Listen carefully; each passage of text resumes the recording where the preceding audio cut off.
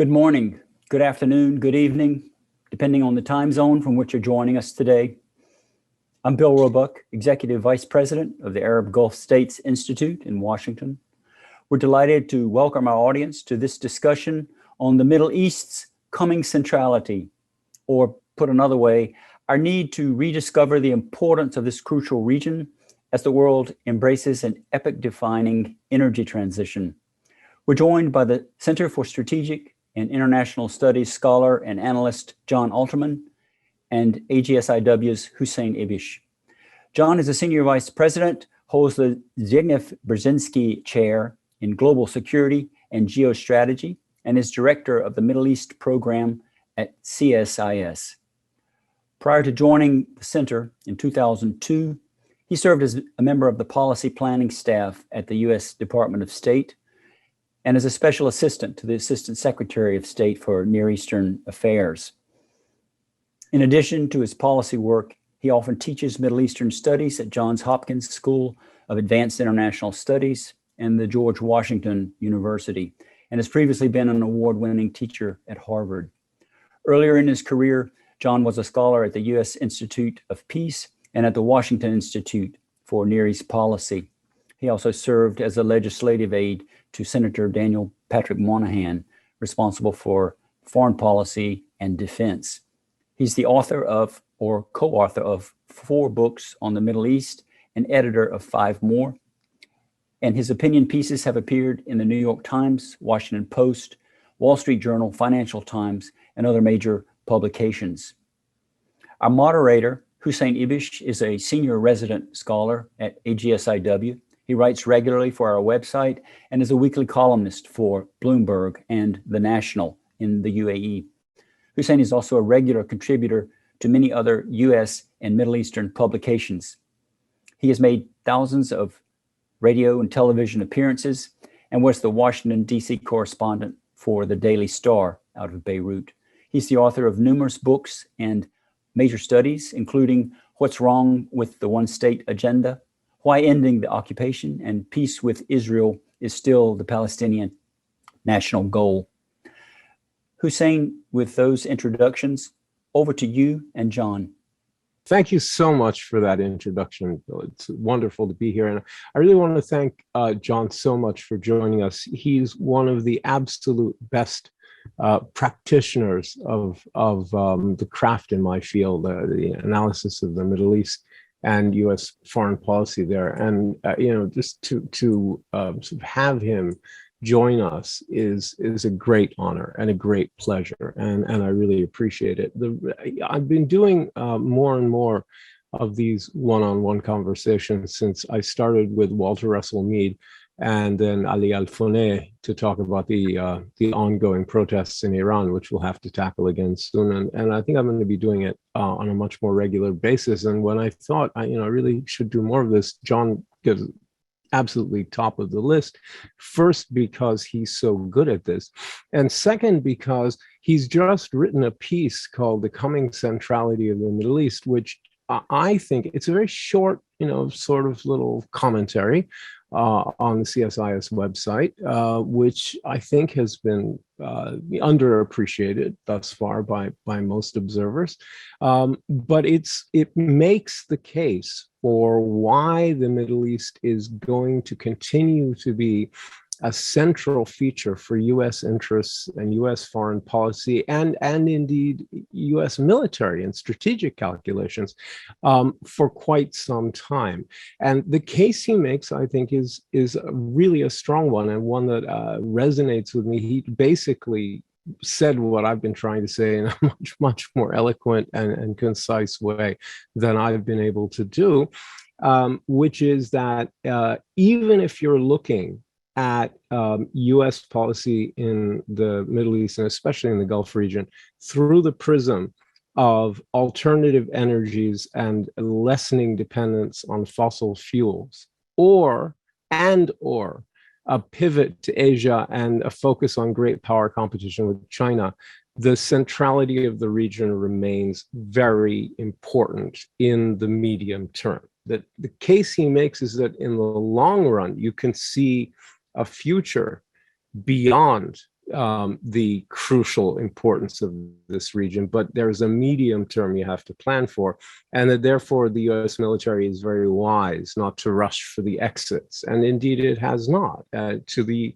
confusion of many people in the United States and underappreciation of many people in the region who seem to think that they have gone for the exit when actually they haven't. So what I'd like to do is to go through the arguments with Jon piece by piece and begin with the idea of a post-fossil fuel environment. I mean, why isn't it, Jon, sort of crucial to actually take the exit from the Middle East and the Gulf region as soon as possible in order to facilitate transition to alternative energy? Why isn't it important to just force people into that?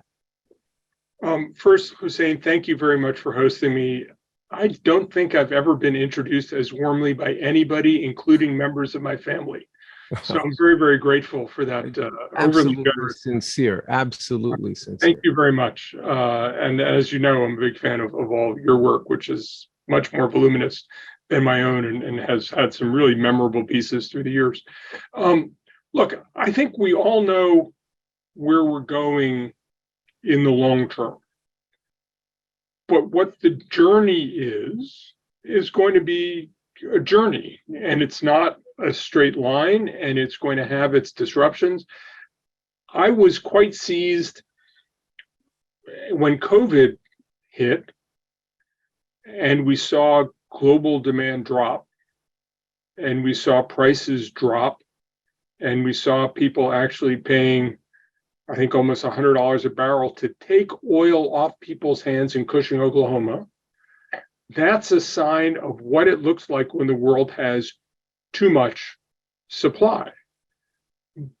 But we've also seen with the Ukraine war what happens when the world doesn't have enough supply.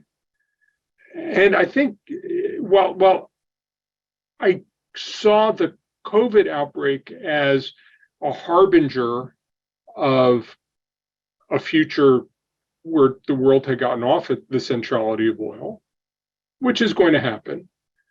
I think you have to see this, the Ukraine war and the sudden disappearance of less than 10 million barrels a day of oil from global markets, that it really sends markets into a tizzy. And when you think about, I mean, if you talk to anybody in the energy business, oil wells put out less oil over time.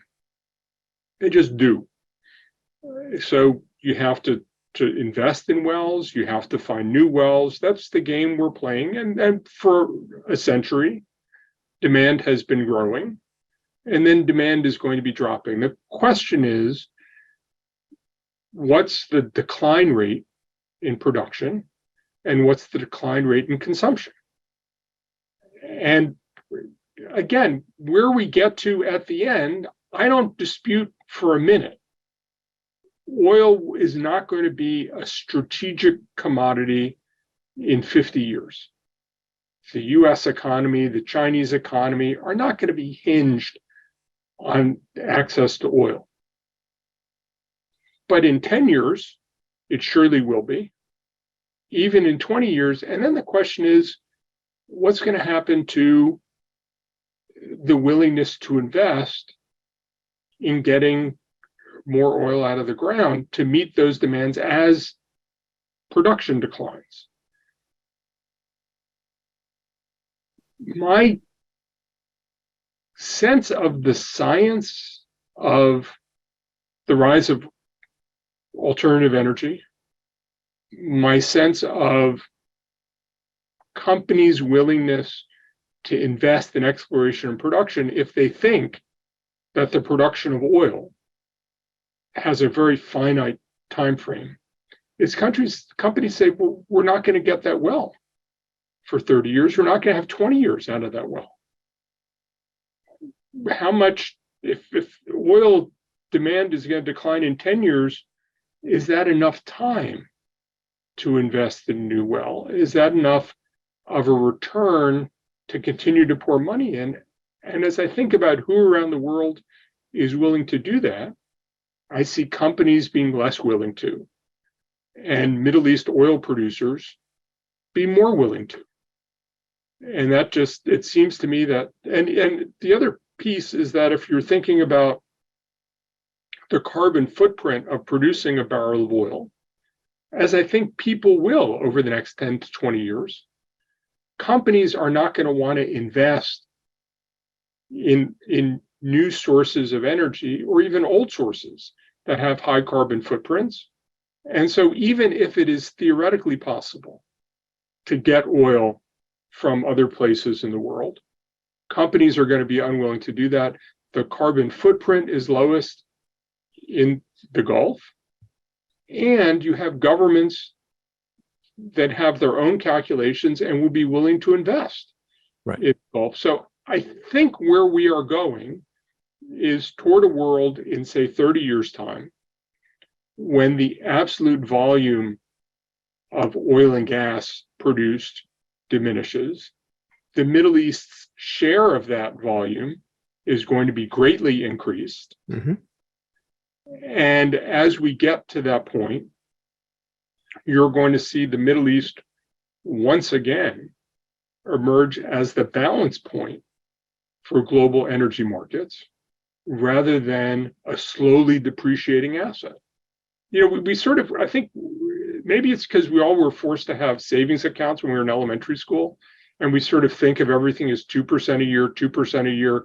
That's how things happen. It all sort of goes in straight percentages. That's not the way most things in the world work. I think you have to look at things like the stock market. You have to look at, you know, Thomas Kuhn, the structure of scientific revolutions. It's very episodic. You have these things that are disruptive. You have reconsolidation around things. We will get to a point where there's very little oil, but I think you're going to be at a point before that where there are few people investing in oil because the horizon is too short, but the needs don't go down quickly enough. Right. And so the cost of oil goes up, the cost of the alternatives go up, and you have this, I think, rising centrality of the Middle East. Right. So it's not just Kuhn or Foucault making this point about these moments of sort of quantum leaps in human behavior. It also, evolution goes in spurts. Things, you know, sort of the transformation, biological transformation on Earth can transform very quickly and then go along for a long time and then transform very quickly. So that's how these things go in reality, basically. And I'm very taken with what you're saying. It's also the way that several of the Gulf countries, especially the UAE, right, which has been investing more than any other country in the last few years in new creating new oil fields, in really drill baby drill, really doing it in a fairly aggressive way. One of the points that they've been making, the Saudis too, and others, is that precisely that their oil is cheaper, cleaner, and has a lower carbon footprint, and that extracting and refining it is less disruptive environmentally in every way. In retrieving it, in refining it, and in almost every other sense than any other potential source. So that if the world is interested in accessing X amount of barrels per year and factors in carbon footprint as well as cost and so forth into the cost benefit analysis, into the ratio, then it makes sense to use those resources rather than sort of fracking or drilling in the tundra or in some off-sea location. And I think it's been fairly successful at a fledgling stage, but as a kind of global marketing strategy, I think you're right. I think it's going to be increasingly potentially effective if they do it right. What this means, by the way, for Gulf countries, and I'd like you to talk about this for a second before we go back to US foreign policy, is that a country like Saudi Arabia, which has a large population, unlike the city-states of much of the rest of the Gulf, unlike the Kuwait, Qatar, UAE, the 7 Emirates, et cetera, 6 Emirates in the UAE, and the others, Saudi Arabia has a large population and poor people now, and is going to have, and it really has to manage the transition to a post-energy environment and economy in a much more deft way than these countries with small populations and much more money per capita. And Saudi Arabia, if this is right, and it looks like it is right, by the way, if your thesis about the sort of middle phase between the post-energy future and the current environment. Look, I mean, to be clear, it's not a post-energy future. It's a post-fossil fuels, hydrocarbon future. Post-hybrid.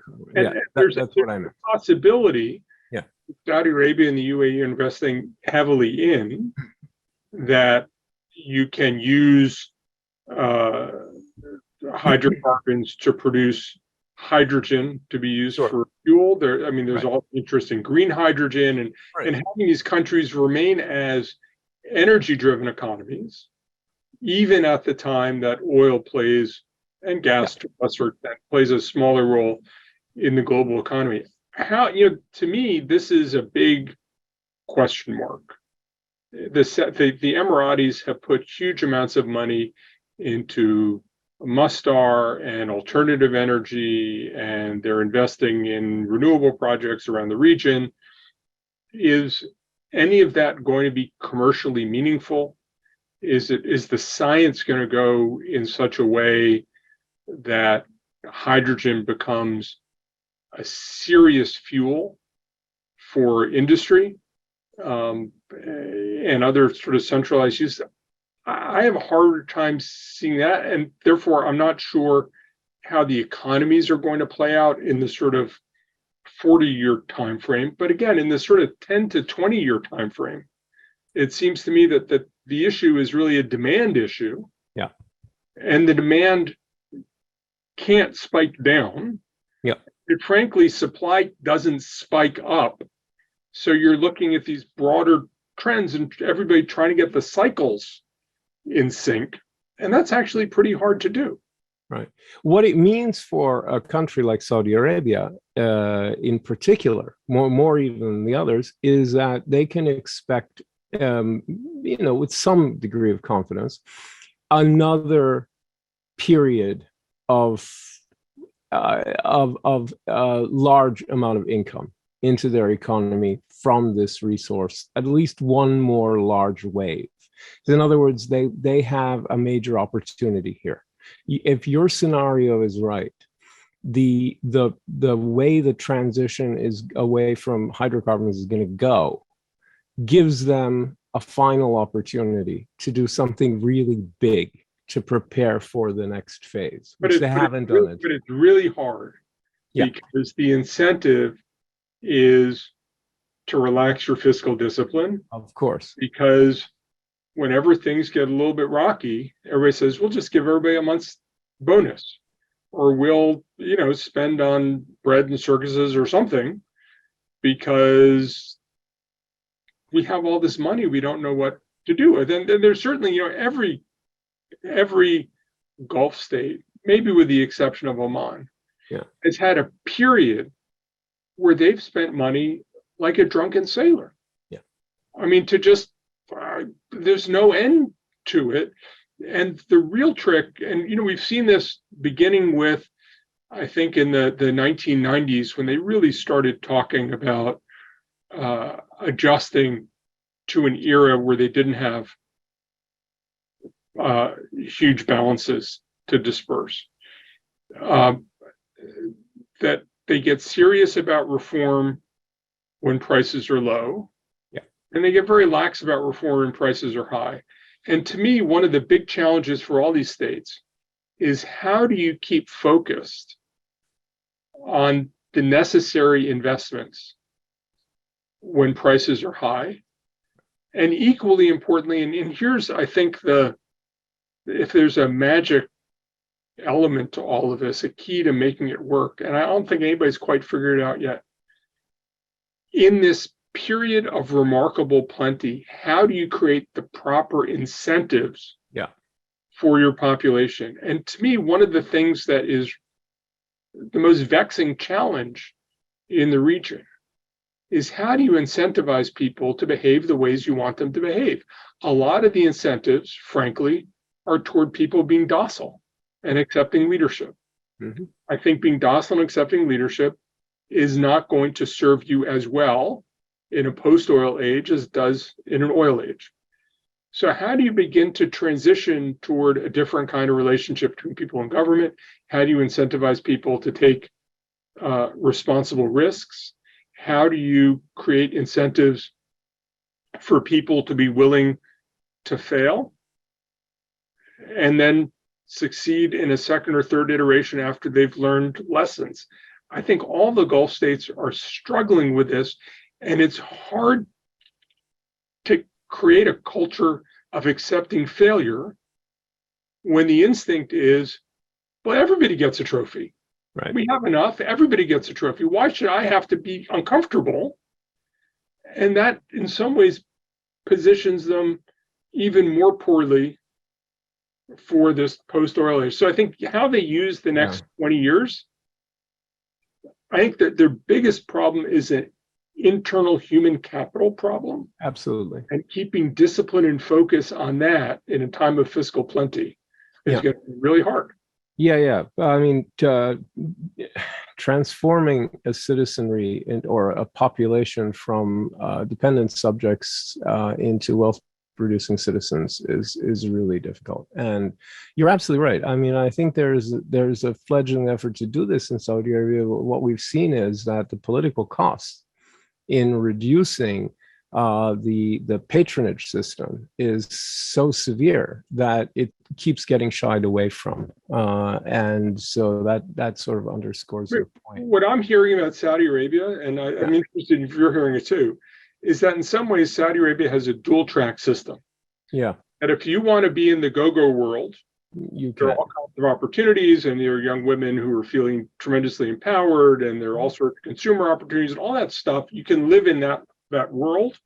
And that world's very, very exciting. There is also a sort of traditional tribal world outside of big cities. Right.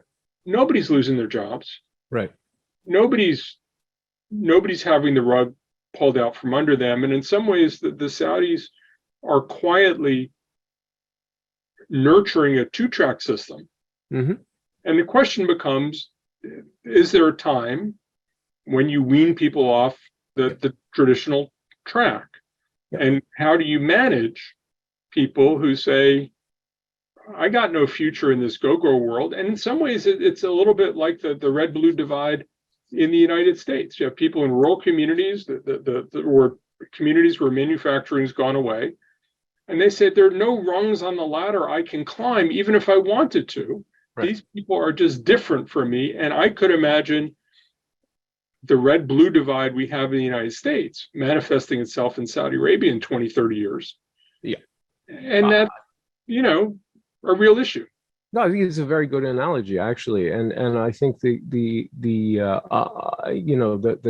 common link between the two is a potential sense of grievance, right? That a social contract has been broken, and that I lived my whole life with the understanding, foisted on me by society and by the government and by the state and the system, that if I do this, I will get that, and that this is the structure. And hey, presto, April Fool, it's not.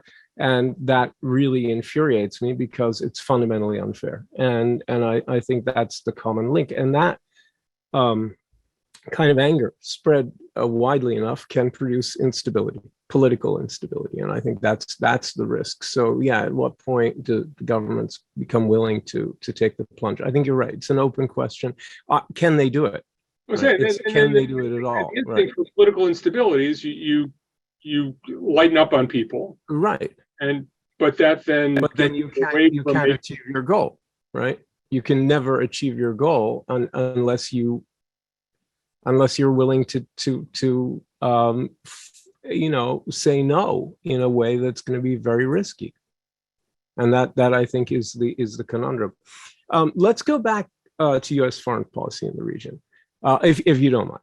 Well, yeah, because what we haven't discussed, which is a major theme in your work, and by the way, anyone watching who wants to ask questions via the Q&A function, please do, and I'll be happy to pass them along.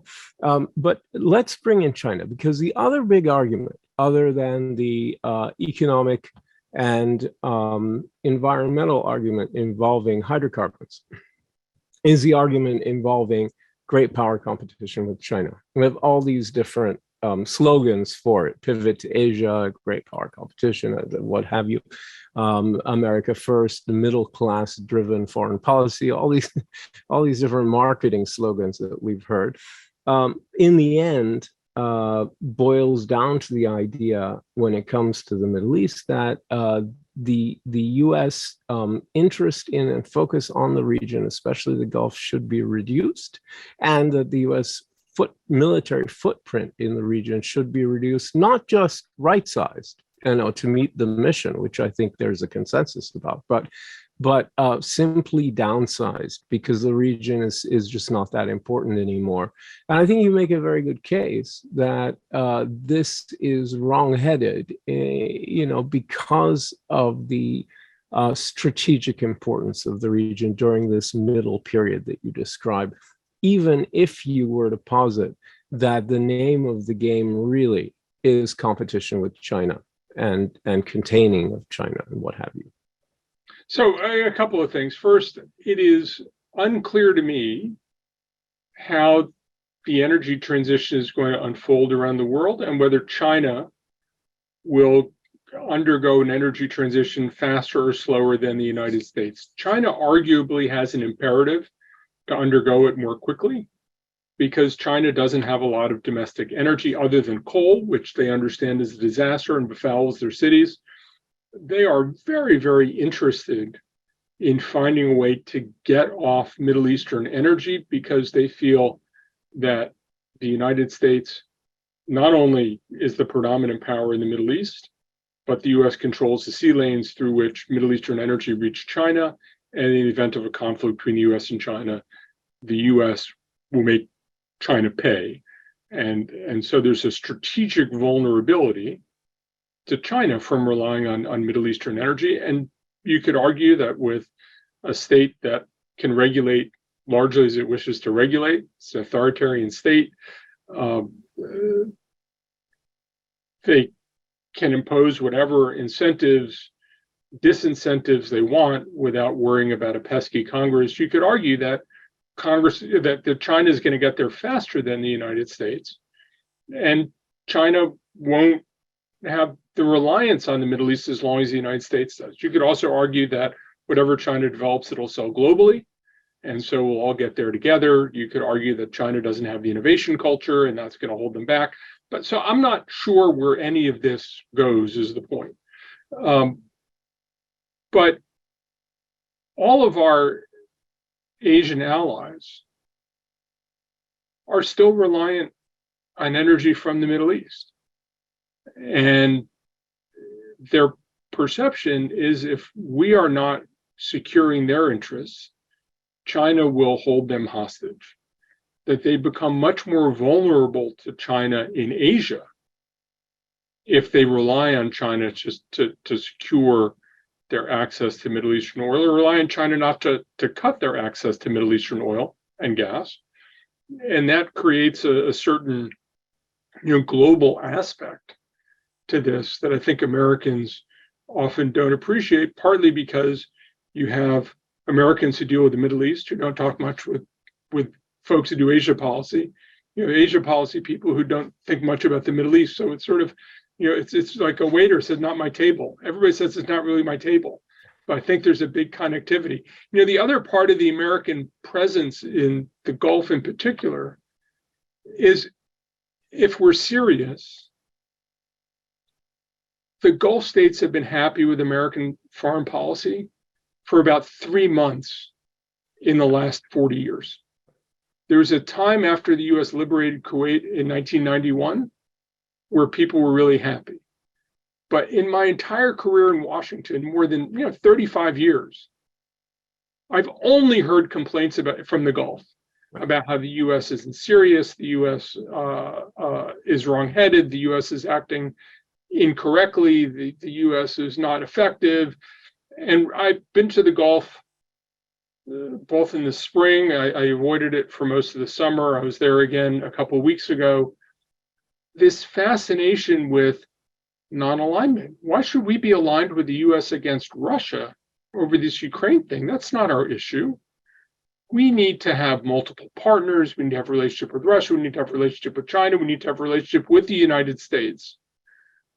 But they're all together. And I think for the United States, which for American policymakers who feel we fought a war in Kuwait to protect the rule of law and to protect the interests of Gulf partners. We have had an enduring presence. And we then took out Saddam Hussein in 2003 in an effort to enhance the security of the region. And we have had an enduring presence against Iran in an effort to enhance the security of the region. And if the response of the region is we actually don't care much between the great powers, there's no sense of alliance, there's no sense of binding quality to this, then I think you have a number of policymakers who are not Middle East specialists who say, why are we continuing to sacrifice for this region? It's not mutual, it's a transactional relationship, which they think they're paying for protection. And in fact, we're not interested in being paid by them. And I think that's, to me, this is another element in the evolution of US Gulf ties that I don't think the Gulf states are entirely sensitive to. That I wouldn't say it's so much a fatigue, but there's this sense that I think a lot of American policymakers have that the Gulf is never satisfied, so we should stop trying so hard. Yeah. No, I think you're absolutely right. Every single thing you just said is right. The only thing is there's a parallel narrative in the Gulf, right? About U.S. lack of judgment and lack of will, right? Everyone knows the footprint is remarkably large. Everyone understands that if you combine, the Fifth Fleet and all the naval assets in Bahrain with Al Udeid and the presence in the UAE and the lingering presence in Kuwait, you have a remarkable footprint. And everyone knows it. It's just over the past few decades, there's a sense that the U.S. lacks the will to act, right? And there's a real question about, okay, so the Carter Doctrine is there. So if tanks were to roll into the oil fields or the major cities of these Gulf countries, the U.S. probably would react, but that's not what they fear. What they fear is missile strikes and drone strikes. They fear Abqaiq and Khurais, the attack on... Right. And the U.S. response is, okay, we've been trying to work with you guys for 25 years to integrate your missile defense systems. I understand that. Don't do it. You all want a relationship with the United States. Right. Isn't the way the U.S. wants to do it. Anyways, I agree with you. My point is that it feels to me like there's a corrosive aspect. Yes, there is. The bilateral relationship the U.S. has with all the Gulf states, which is separate from the strategic importance both of the region and the acknowledgement that all these states have that when push comes to shove, the U.S. is really the guarantor. Yeah, except they wonder where the trigger is, right? So that's the real question. Is they used to know back in the era of kind of mechanized units and that sort of imagining an analog of the Ukraine war in the Gulf region, they knew what the trigger was, right? They knew what the commitment meant, right? You see what I'm getting at. And what would trigger a U.S. response? They don't know that anymore. And that has given them the sense that maybe the U.S. isn't a guarantor that actually responds to their present day concerns. You see what I'm getting at here? But on the other hand, all these states want the U.S. Yeah. to be Sure. Vigorous standing up to Iran while they send diplomats to Iran.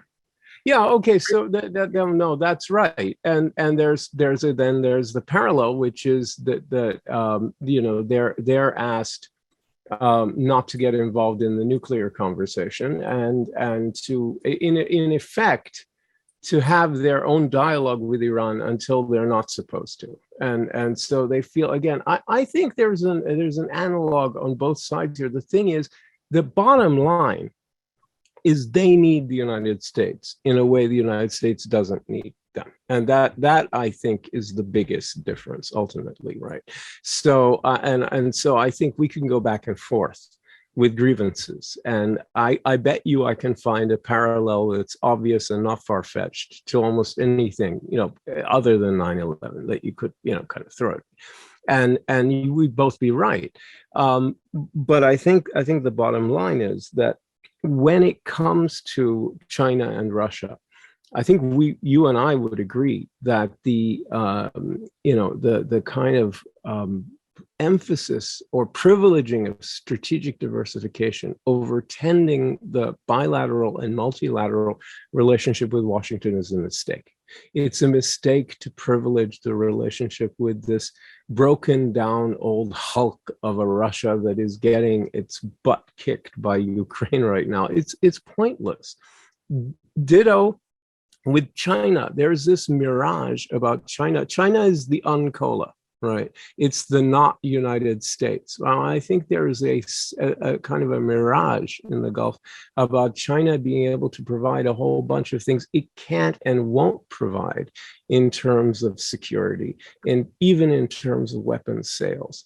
And so I think there's an exaggerated sense about what strategic diversification can bring at that kind of global level. Regionally, it makes a lot of sense. Things like the Abraham Accords working very well for the countries that have engaged in it.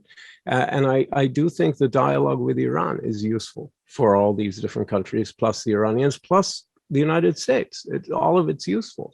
But I would agree with you that the idea that, the kind of strategic diversification that privileges keeping up ties with Moscow and Beijing, putting it at the same level as maintaining ties with Washington or anything even close is kind of crazy.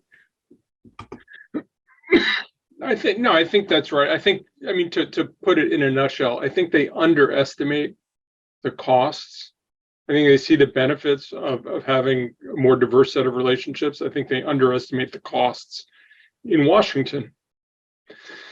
And the frustration, and certainly people in the Biden administration feel that they really want a transactional relationship, but they want transactional with the U.S. They don't want the U.S. to be transactional with them. No, I think that's right. So we've got a really interesting question here. While you take a quick sip, about the impact of this transitional phase.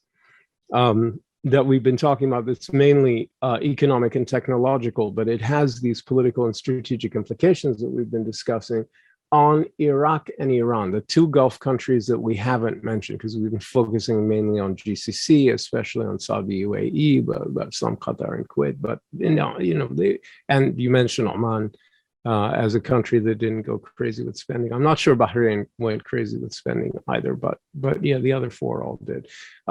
So this question is, what about Iraq and Iran?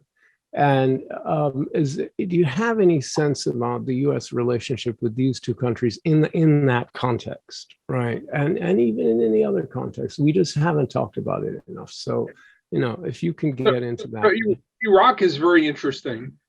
The U.S. has been quite active trying to find ways to get Iraq electricity that don't require Iraq to rely on Iran for electricity.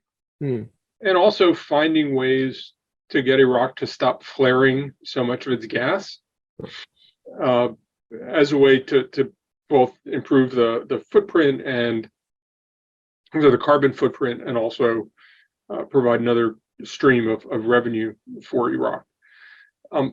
I worry that Iraq's political system is going to prevent them from positioning themselves for this energy transition, that there's all the squabbling and the instability and a sort of lack of any consistency will prevent Iraq from making the investments it needs to over the next 10 to 20 years. And that when the system works itself out in 10 to 20 years, that's when we'll be in a new environment and they won't have much to show for the period of windfall. So I think that's a challenge for Iraq. I'm not sure how Iraq gets over it. I'm not sure how Iraq gets over the year-old squabble over who should lead its current government. But I think that's the danger for Iraq, is that it stays politically unsettled too long to start to do the things it needs to do to deal with the transition. I think Iran is in a political space where the government doesn't have money to invest in reaping this windfall. Companies don't want to invest in Iran because there's no security, no ability to repatriate your investment. I mean, all those things. Plus the sanctions. Yeah, so I think Iran is. I think Iraq has a chance. I have a hard time seeing how Iran has a chance to get to the right place in all of this. As most people look at Iranian politics, we don't know where it'll go, but people like Karim Sajadpour have argued that we are likely to move toward a Praetorian state with a Islamic Revolutionary Guard Corps in control without the veneer of clerical rule. If that happens, I just don't see how you get to a place where Iran is going to get its oil production up significantly. I don't see a way they're going to make investments. I don't see a way they're going to get ahead of the curves that are going through the region.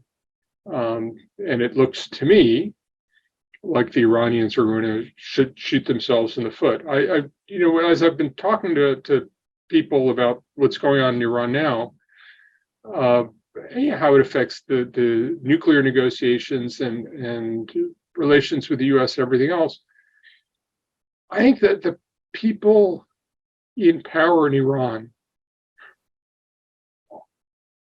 don't feel enough urgency and just feel they can wait everything out and look, it'll come to us and they'll come to need us. And I think they keep missing opportunities. And I don't say this merely as an American, although I will admit I am an American, and I come with certain expectations of what the U.S. government is willing to do and what would happen and all those things. But it feels to me like the Iranians, by demonstrating too much patience, are becoming self-defeating, that they keep winning small battles, but the larger war for how do you feed and prosper a country of 85 million people feels like the war is slipping away. By the way, my AGSIW colleague, Ali Alfoneh, is probably the first person, at least in English, and first that I know of anywhere, to have posited at length the transition of Iran from a theocracy to a de facto military dictatorship or a national security state. And he's written 2 books on the topic, including the one that we just talked about a week and a half ago, which was published by AGSIW in 2020, which is exactly about that, about succession and the fact that the IRGC and other national security state elements, revolutionary ones, would be the power from now on in Iran. He had an earlier book positing that many years ago. So there's a question we have also about third parties, like, I mean, not China and Russia, but other countries that have a degree of proximity to the Gulf and a degree of power, especially maritime power, like India, and what kind of role India might play in this region and vis-a-vis the United States. I mean, could the US make kind of a common cause with India in competition with China to kind of help to secure these resources that all the countries that you're talking about is it's kind of an arc from India sweeping up through Southeast Asia and all the way up into China, kind of a reverse crescent that comprises a lot of the US's most important trading partners and manufacturing centers and suppliers, as we've seen in the COVID era. So it remains enormously sort of contested and important for us. So what about a country like India? So I've had an eye on India for more than a decade. I think it's India's potential to play a pivotal role in global affairs is high. India's record of playing a pivotal role in global affairs is not only extraordinarily low, but India doesn't seem interested in playing that role. And India also doesn't seem capable of playing that role. When I talk to people expert in India, they tell me that the Indian government is so preoccupied with its internal challenges, not only economic, but political and other, that India can't really figure out how to act beyond its borders. I think the current foreign minister is extraordinarily adept. I think he's absolutely one of my favorite analysts of global affairs, and India has a whole cadre of superb analysts of global affairs, but bringing diplomatic power and military power and executive power together and acting in the national interest is something that has often eluded the Indians. They're more interested, as you know, they've signed an increasing number of agreements with the Gulf states, both in terms of trade and investment, in terms of other kinds of diplomatic ties. There are, I think, about 7 million Indian expatriate workers in the Gulf. One of my favorite fun facts is there are twice as many citizens of India in the UAE as there are citizens of the UAE in the UAE. So India has keen interest in the Gulf, but it's just sort of aligning the government toward advancing those interests. I say in terms of military power, diplomatic power, and other, I think has often been really hard. About 7 years ago, I met some of the Middle East officials in the Ministry of External Affairs. They are staffed. Their foreign ministry, essentially, State Department, is staffed roughly at the level of the U.S. White House. Yeah. Which is to say, they just don't have a lot of bodies doing this. And if you're thinking about, being a big player on the world stage, you just need more diplomats doing it and acting in a concerted way. And it feels to me like India is slow to develop those skills. Certainly the United States, as it talks about the Indo-Pacific, as it works on the Quad, the US is very interested in bringing India in, but I always get the sense that India hasn't resolved the question about whether its real challenges lie to its east or to its west. Mm. Hasn't resolved the question of whether its soul is with the developing countries or with the more wealthy countries. It kind of feels a little bit torn. Yeah.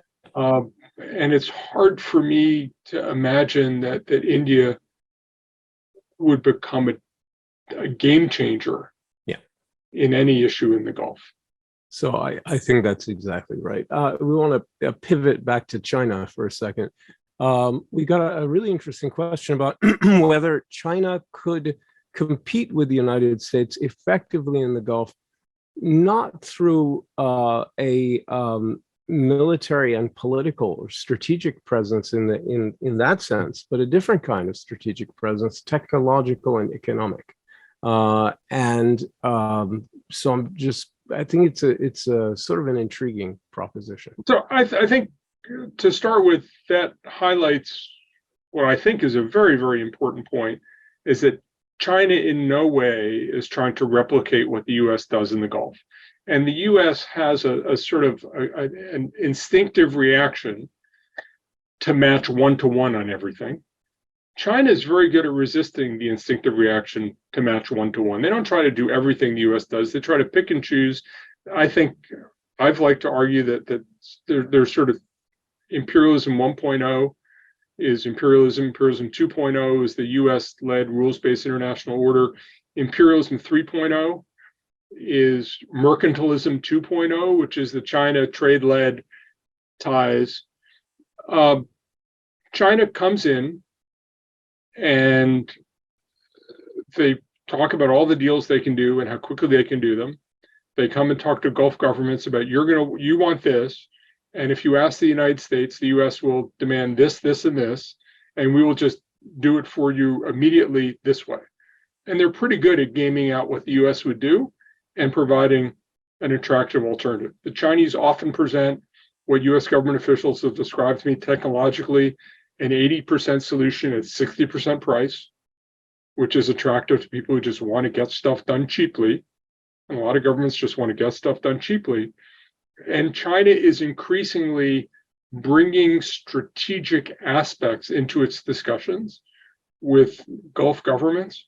It doesn't lead with them the way the US does, but it has a sort of a chapter on them that it brings into the discussion. So I think China's model is, can they have a Gulf presence which is alongside the United States, doesn't challenge the United States, but in a way undermines what they see as US hegemony, and which, as we've discussed, many Gulf states see as US hegemony. Yeah. And it's attractive.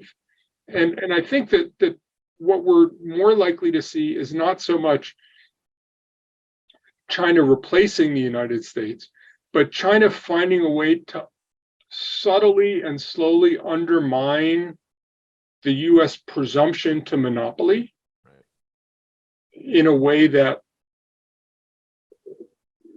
challenges or undermines the US security concept, advances Chinese economic interests, and advances China's broader global political and diplomatic interests. How much of a problem is that for the United States? I mean, is that something we could live with? How would we best meet that challenge? Is it something that simply won't matter when the rubber hits the road and things become kinetic? Or is it ultimately sort of is the limit? Are the limitations of that strategy so pronounced that in the end it doesn't matter that much? Or so partly it depends on your time frame. Right. I mean, how long does this happen? Well, let's talk the next quarter century. Well, I think the next quarter guess. century is a long time, right? I mean, at the end of the next quarter century and next Very year, long time. two really Very, different very long things. time. Yeah, absolutely. It's a very long time. Ordinarily- If you don't want a horizon that long, we could do a decade. I mean, it's up to you. So the US has, as you know, been extraordinarily concerned with Chinese technology being embedded in technological networks through the region because of a belief, not totally unfounded, that the Chinese would have backdoors into all of that. One of my friends, You mean Huawei and stuff like that? yeah, all the 5G stuff. One of my friends who knows much more about technology than I ever will says we don't even understand all the code that's on a phone SIM card. It has just been so layered over. There's so much code. Nobody actually knows what's there. For all we know, there's stuff the Chinese can get access to without us having any idea. So there's real concern that the Chinese are going to bake themselves into the region in a way that, were things to come to a serious international conflict between the US and China, China would have an advantage in the Gulf. I think one of the bets you have to make is, what's the future of military conflict going to look like? Is it going to be a kinetic war between who? Between the US and Iran, between the US and China? The thing that seizes me is, when the next war starts, are we going to know when it starts and when it stops? I mean, there's a way that so much of this is, as Kurt Campbell, the White House's Asia advisor, once described something to me. It's like water polo. I mean, it's active above the water, but all the kicking and grabbing and pinching and all that stuff happens below the water. You never see it. So I think the answer to your question really depends on the nature of future conflict, which ultimately is something you have to make a bet on. Is it going to be with China? How is it going to be fought? What kinds of tools does the US have? I have no idea. We've seen a lot of reporting about the kinds of tools the Chinese have. But we are their largest trading partner and they are ours. And does that mean A, we're not going to fight, or B, we're going to have a conflict in a way that doesn't seem similar to any other conflict we've had? I mean, it's not too, you don't have to get too far down this to have the same feeling I had when I was on the policy planning staff of the State Department. And my boss said, I'd like you to write a 2-page memo on what the US should do after Saddam Hussein falls. I said, well, I can imagine Saddam Hussein falling when there are no American troops on the ground, when there are 10,000 American troops on the ground, when there are 100,000 American troops on the ground. I can imagine Saddam Hussein falling after there's been a use of nuclear weapons.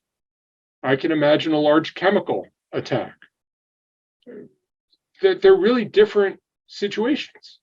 So how do you begin, predicting what to do? So the first page of the 2-page memo was trying to sort through the profoundly different ways this thing could unfold before we get to, what are the bets you should place?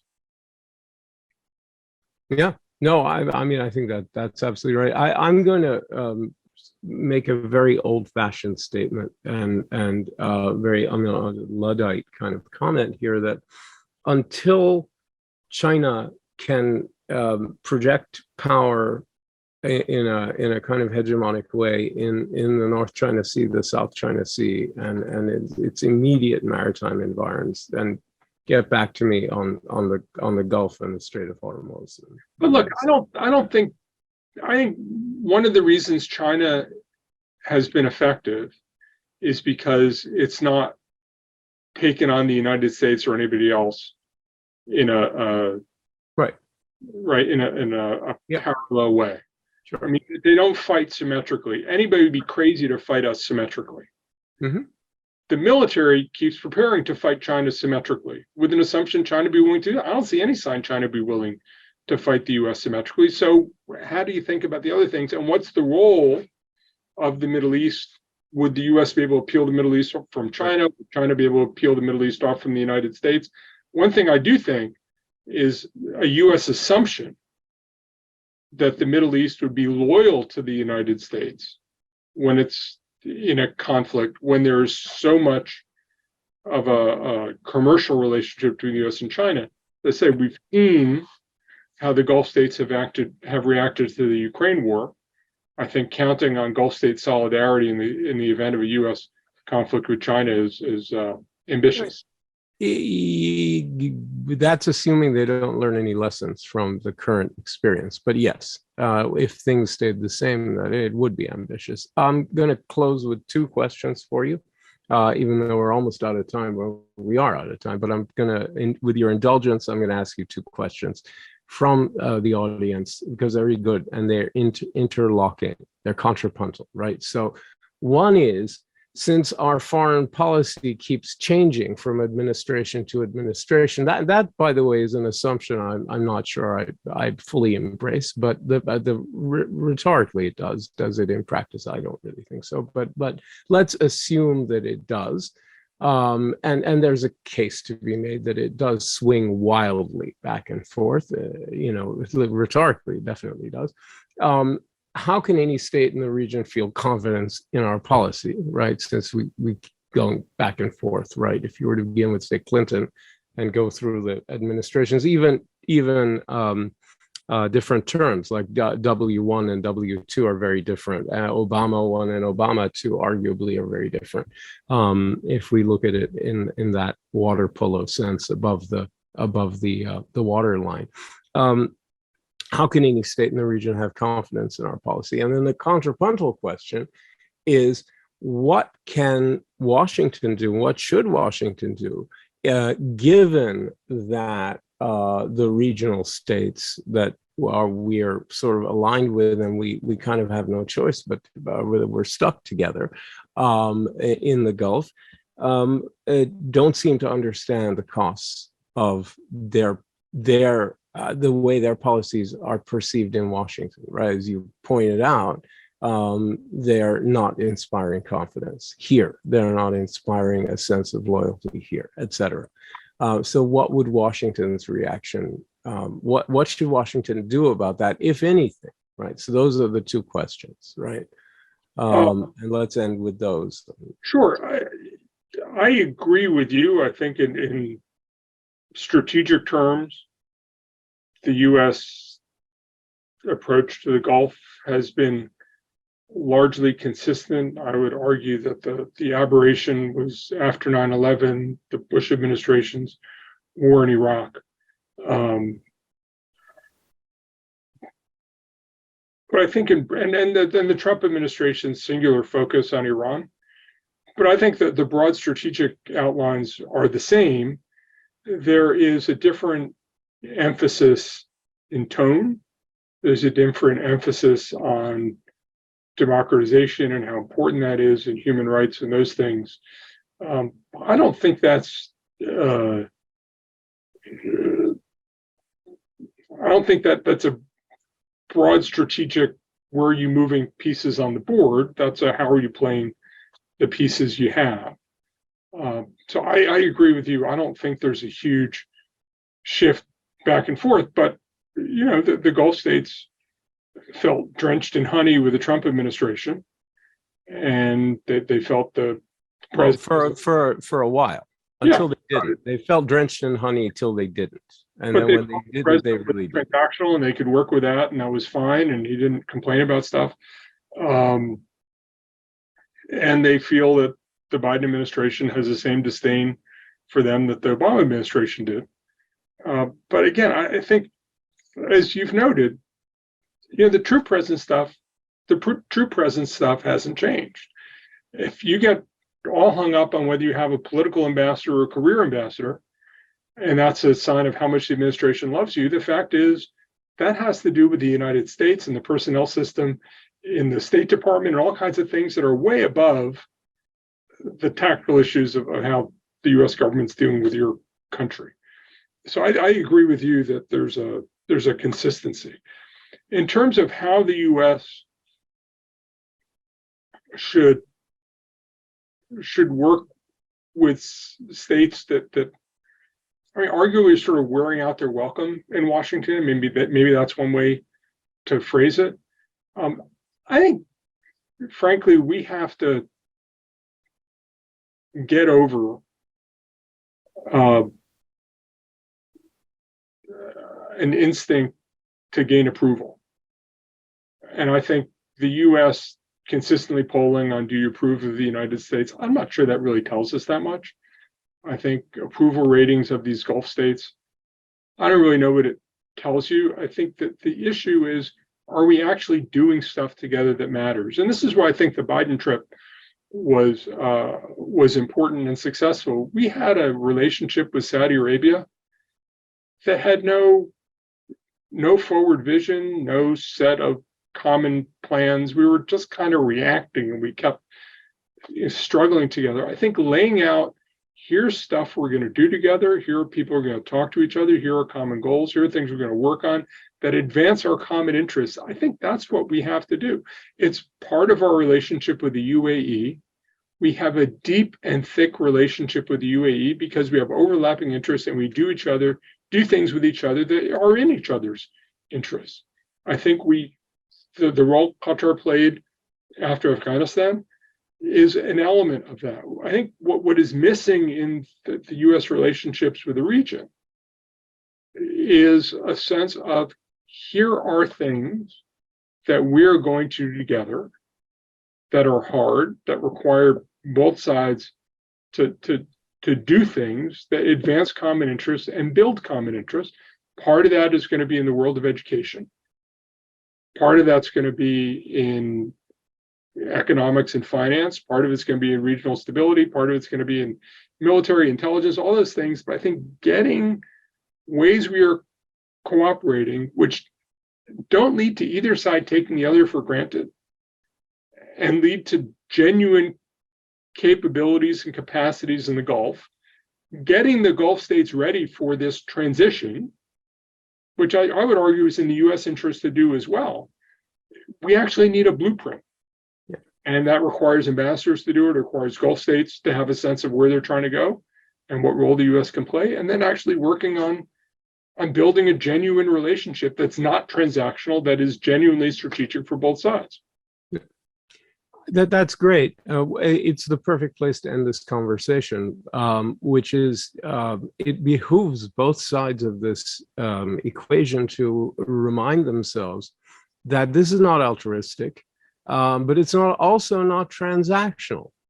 It's in mutual interests. We're both sides here are doing what's important for themselves, and when they do it together, because they share a commitment to the status quo and to evolutionary change and not revolutionary change. That's the biggest difference with, say, a country like Iran, and eventually also a country like China and Russia. These are disruptive forces, in the way these are forces that ultimately are anti-status quo. You could call them revisionist or anything like that.